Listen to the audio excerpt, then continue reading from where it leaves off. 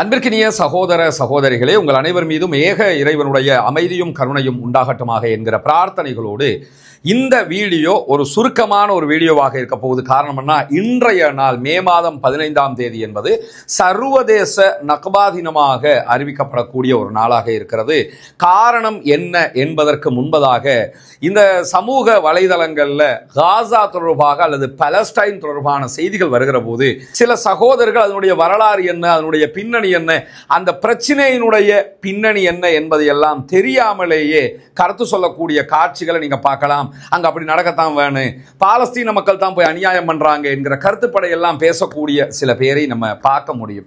அப்படியானவர்கள் முதலில் இன்றைய இந்த வீடியோவை நீங்கள் புரிந்து கொள்ள கடமைப்பட்டிருக்கிறீர்கள். காரணம் என்னன்னு சொன்னா, பாலஸ்தீனம் என்பது பாலஸ்தீன மக்களுக்குரிய ஒரு பூமி.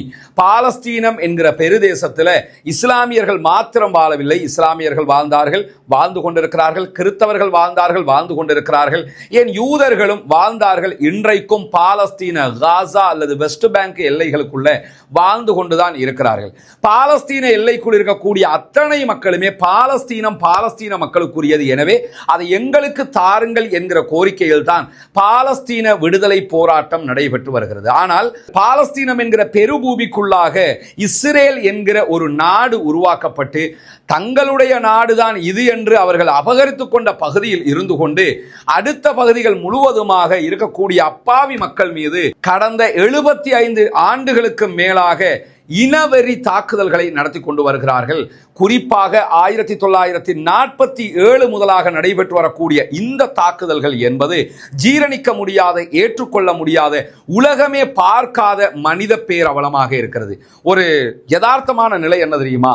ஹிட்லர் தன்னுடைய ஆட்சியின் போது யூதர்களை நாஜி படைகளை கொண்டு அழித்தான் என்கிற வரலாறுகளை பேசுகிற இந்த உலகம், அதே யூதர்கள் தங்களுடைய இராணுவத்தை வைத்துக் கொண்டும் அமெரிக்காவினுடைய இராணுவத்தினுடைய ஒத்துழைப்போடும் காசா மற்றும் பாலஸ்தீனத்தினுடைய பெருநிலப்பரப்பில் இருக்கக்கூடிய அப்பாவிகளை கொத்து கொத்தாக கொன்று வருகிறது என்பதை ஏன் பேச மறுக்கிறோம் அல்லது ஏன் ஏற்றுக்கொள்ள மறுக்கிறோம்? ஏன் உள்ளம் அதை ஏற்றுக்கொள்வதற்கு பின்வாங்குகிறது என்கிற ஒரு மல்டி மில்லியன் கேள்விக்கு பதிலில்லாமல் இருக்கிறதா இல்லையா? எனவே இந்த விவகாரத்தில் அடிப்படையாக நம்ம புரிய வேண்டிய செய்தி என்னன்னா, இன்றைய நாள் நக்பா தினமாக இருக்கிறது. 1947 மே மாதம் 15ஆம் தேதி. அப்பொழுது இஸ்ரேல் என்கிற ஒரு நாட்டை அவங்க உருவாக்கி இருக்கல. உருவாக்காத நேரமே இஸ்ரேலியர்கள் ஒன்றிணைந்து அவர்களுடைய இராணுவ பலத்தை கொண்டு, ஆயுத பலத்தை கொண்டு முழு பாலஸ்தீனத்திலையும் இருந்து லட்சக்கணக்கான மக்களை வெளியேற்றினார்கள். அந்த பகுதிகள் முழுவதும் எங்களுடைய இடம் என்று அவர்கள் அபகரித்துக் கொண்டார்கள். அபகரித்தது மட்டுமல்லாமல் 1947 நக்பா வெளியேற்றத்தின் போது மாத்திரம் 7.5 லட்சம் மக்கள் கொல்லப்பட்டார்கள், ஷஹீதாக்கப்பட்டார்கள். இன்னைக்கு நீங்க பார்க்கலாம், பாலஸ்தீனத்தினுடைய மூத்த மக்கள், பெண்களாக இருந்தாலும் ஆண்களாக இருந்தாலும், தங்களுடைய கைகளில் பழைய கீ செயினை வச்சுக்கிட்டு இருக்கிறாங்க, கீயை கையில வச்சுக்கிட்டு இருக்கிறாங்க.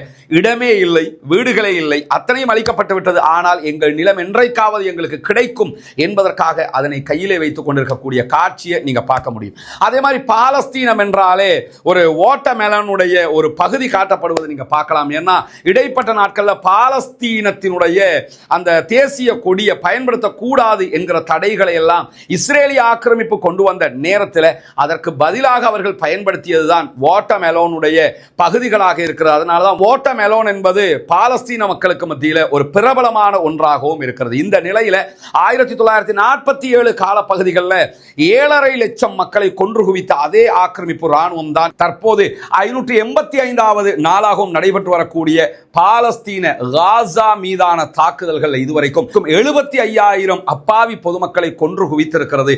அதே நேரத்தில் 1,25,000க்கு மேற்பட்டவர்கள் படுகாயம் அடைந்திருக்கிறார்கள். அவர்களால் அடுத்து செயல்பட முடியாத நிலை ஏற்பட்டிருக்கிறது.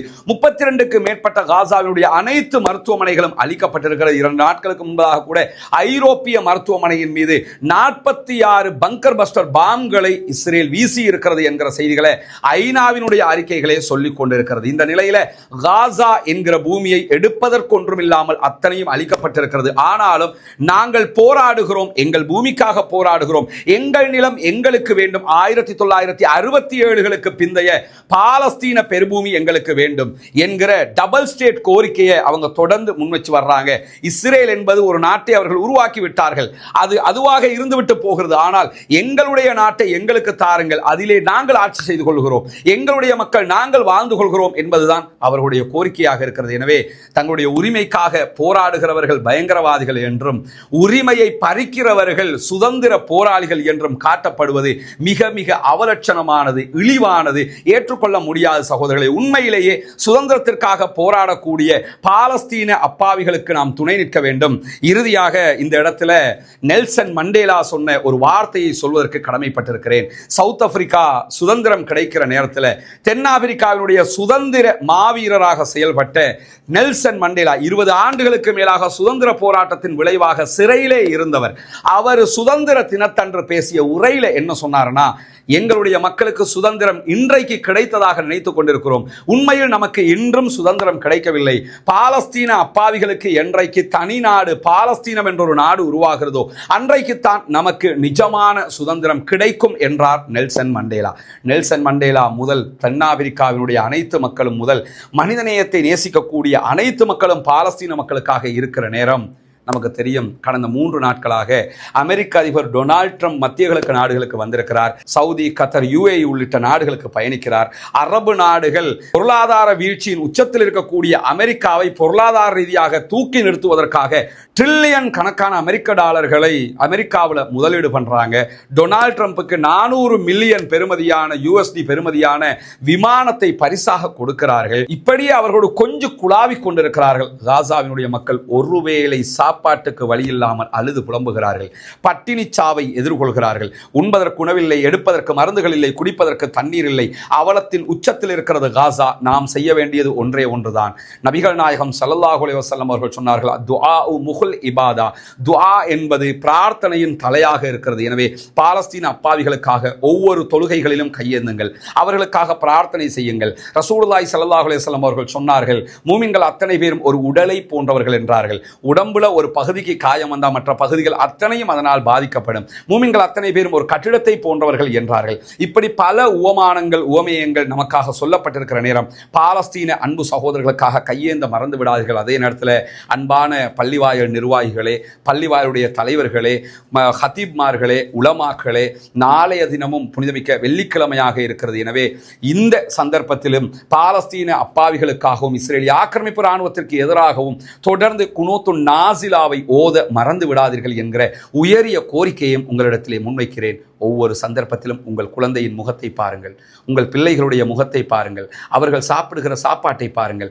அதே நேரம் நக்பாவினுடைய அழிவுகளையும் தற்போதைய காசாவினுடைய அழிவுகளையும் பாருங்கள். அந்த மக்கள் ஒவ்வொரு நிமிடமும் செத்து மடிந்து கொண்டிருக்கிறார்கள்.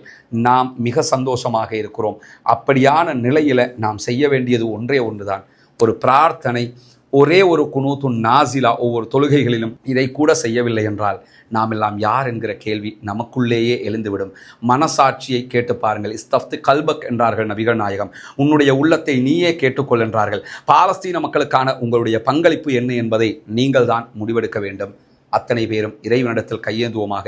யாரையும் நம்ப வேண்டிய தேவை நமக்கில்லை, இனியும் நம்பவும் முடியாது. அத்தனை பேரும் கைவிரிக்கிறார்கள், கைவிடுகிறார்கள், ஏமாற்றுகிறார்கள். அரபு தேசமே காசாவை ஏமாற்றுகிறது என்பது அச்சு அசலாக கண்ணுக்கு முன்னால் தெரிந்துவிட்டது.